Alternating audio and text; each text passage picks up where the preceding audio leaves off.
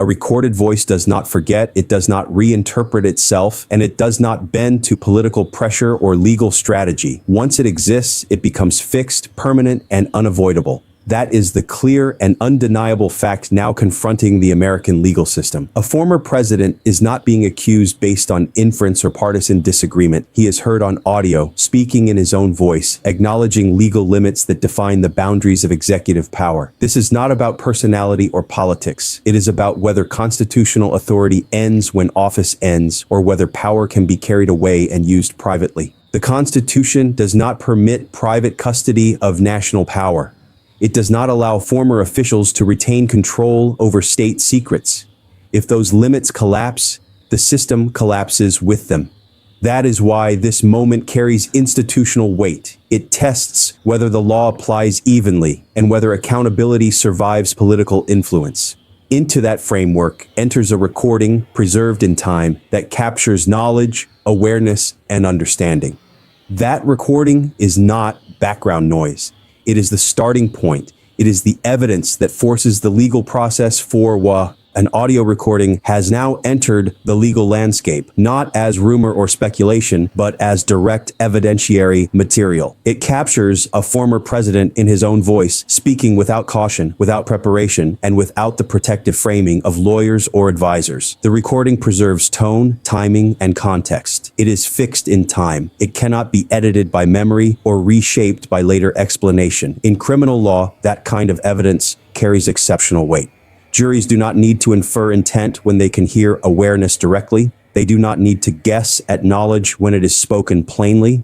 The existence of the recording alone alters the balance of the case because it removes ambiguity. It replaces argument with sound. It replaces theory with proof. The legal importance deepens because the recording does not come from Trump's presidency, but from after it ended. This is not an official meeting. It is not protected by executive function. It is a private setting involving a former president operating without constitutional authority. That timing matters. The law draws a sharp line between power held and power lost. Once office ends, so does declassification authority. The recording captures Trump acknowledging that reality. He speaks in the past tense. He distinguishes what he once could do from what he cannot do now. That distinction is fatal to his public defense. It shows awareness of status, it shows recognition of limits, it shows knowledge that the documents remained classified at that moment. Post-presidency conduct is the core of the charges. The government does not need to prove what Trump did while in office. It must prove what he did after. The recording places him squarely in that window. It shows him handling sensitive material. It shows him discussing its nature. It shows him acknowledging he lacks authority over it. That combination establishes knowing possession. It removes the possibility of mistake. It removes claims of confusion. It places responsibility directly on the speaker. In legal terms, it transforms possession into intent. And once intent is established, the remaining elements fall into place. The recording captures a moment of legal clarity that cannot be undone. The speaker draws a clear line between past authority and present limitation. He explains that declassification was once possible, but is no longer. That distinction is not casual. It reflects an understanding of how executive power works. Authority exists only while the office is held. Once it ends, so does the power.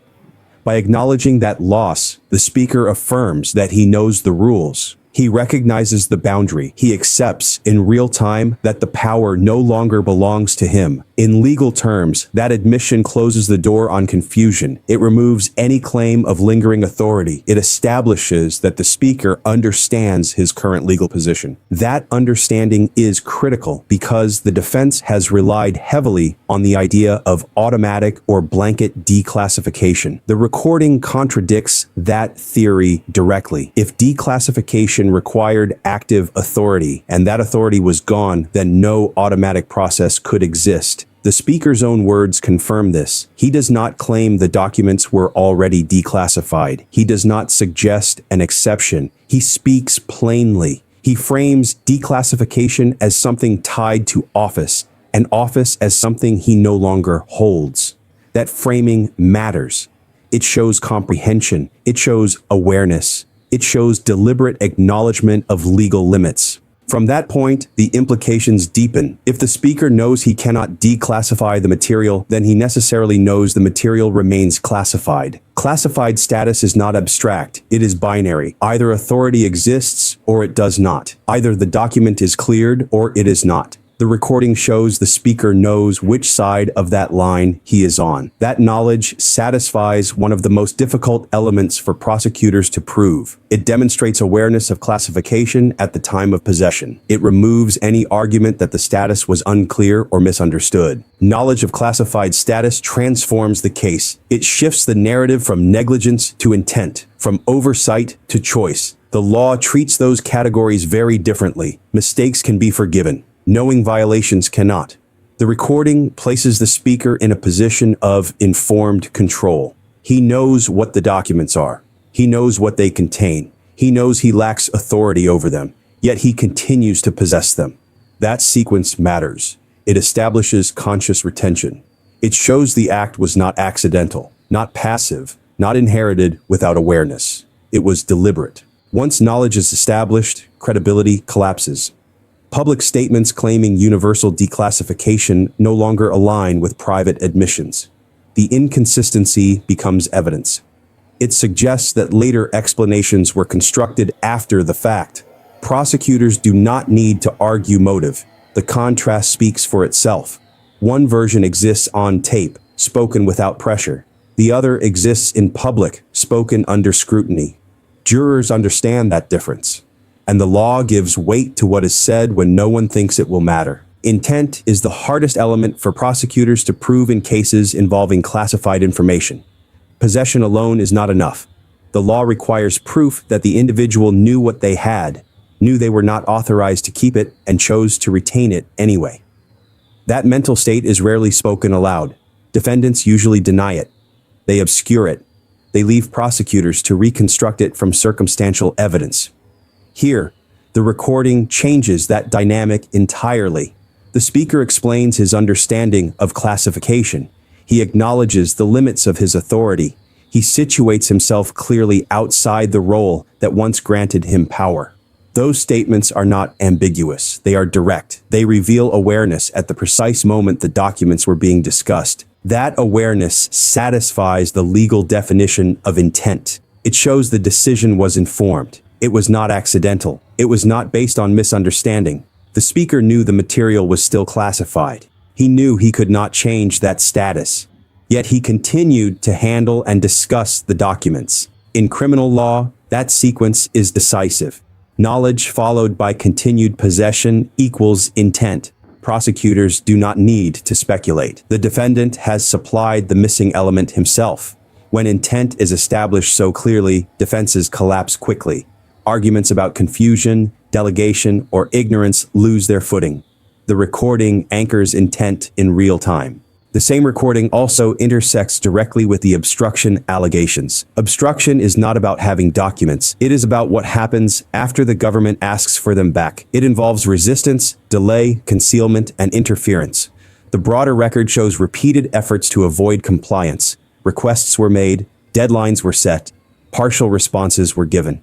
According to investigators, documents remained hidden. When audio evidence shows the speaker discussing classified material while knowing it should not be in his possession, it strengthens the inference that later resistance was intentional, not accidental. Obstruction often relies on patterns rather than single acts. The law looks at behavior over time, statements, movements, decisions. The recording becomes part of that pattern. It shows awareness early. It shows knowledge before formal enforcement actions intensified. That timing matters. It undercuts claims that obstruction arose from confusion during legal negotiations. It suggests the resistance was grounded in prior understanding. That makes subsequent actions look deliberate. When prosecutors argue obstruction, they do not need proof of every hidden box. They need to show a conscious effort to interfere. Recorded awareness combined with later non-compliance supports that conclusion. Obstruction charges carry independent weight. They do not depend on conviction for the underlying offense. They stand on their own. They signal consciousness of guilt. They show a defendant understood the risk and acted to avoid accountability. Audio evidence that demonstrates early knowledge strengthens that narrative. It links intent to conduct. It connects awareness to action. And in the courtroom, that connection is often decisive. The material discussed on the recording is not routine government paperwork. It involves military planning. It concerns potential action against a foreign nation. That category of information sits at the highest level of national security protection. It is restricted not because of politics, but because of risk. Disclosure can expose methods. It can reveal capabilities. It can endanger lives. That is why access is limited. That is why handling rules are strict. And that is why possession outside authorized channels is treated as a serious offense. The setting matters as much as the content. This was not a secure facility. It was not a classified briefing room. It was a private environment after the presidency had ended. There were no clearance protocols, no safeguards, no lawful purpose tied to governance. The law views that context harshly. Classified material is not judged only by what it is, but by where it is and who controls it.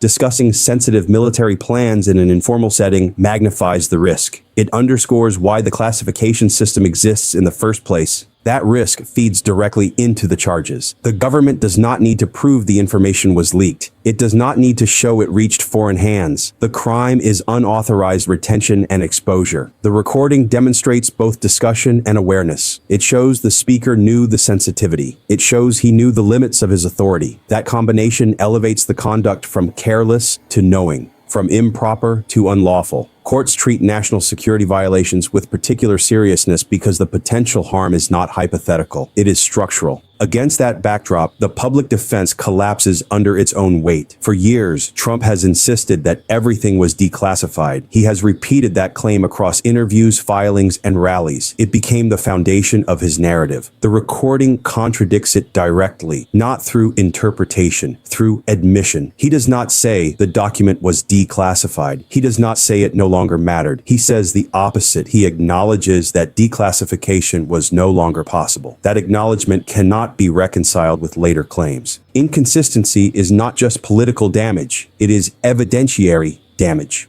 When a defendant's private statements conflict with public defenses, prosecutors argue consciousness of wrongdoing.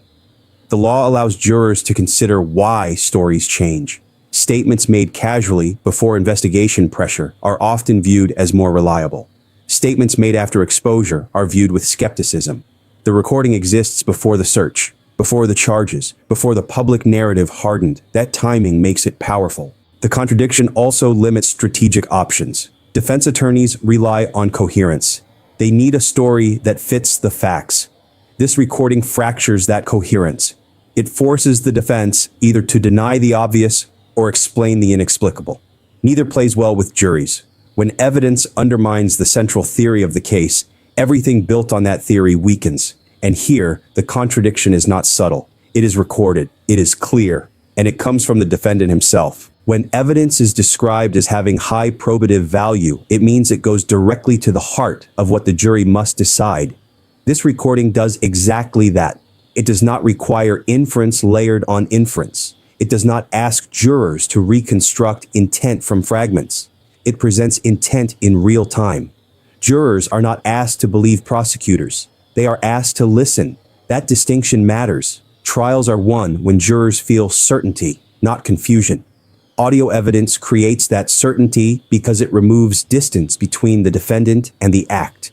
The voice belongs to the accused. The words are his.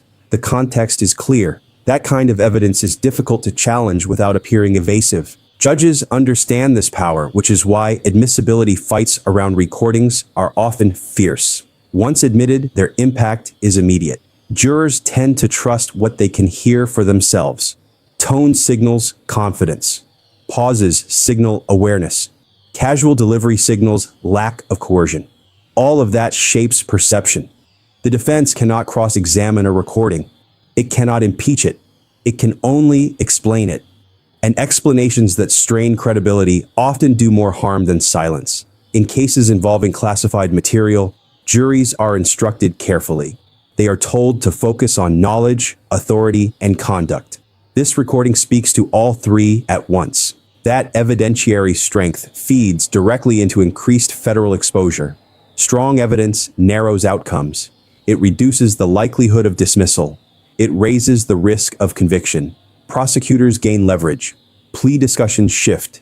Sentencing considerations harden.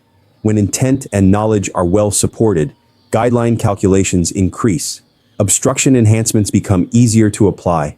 Judges look differently at defendants who demonstrate awareness and defiance rather than confusion. The legal consequences compound. Federal exposure is not abstract here. The charges involve national defense information. They involve retention after demand. They involve alleged obstruction. Each carries serious penalties. When stacked, the sentencing range grows quickly. Courts treat these offenses as threats to institutional integrity, not personal misjudgment. A defendant convicted on such counts faces long-term consequences. Loss of freedom, loss of status, permanent criminal record. No political framing alters that reality. The recording intensifies that risk because it simplifies the prosecution's burden. Simplicity is dangerous for defendants. Complex cases leave room for doubt. Simple cases close doors. Here, the narrative becomes straightforward. Authority ended, knowledge remained, possession continued, resistance followed. Jurors understand sequences like that. Judges sentence based on them. And once federal exposure reaches that level, outcomes are driven less by argument and more by evidence.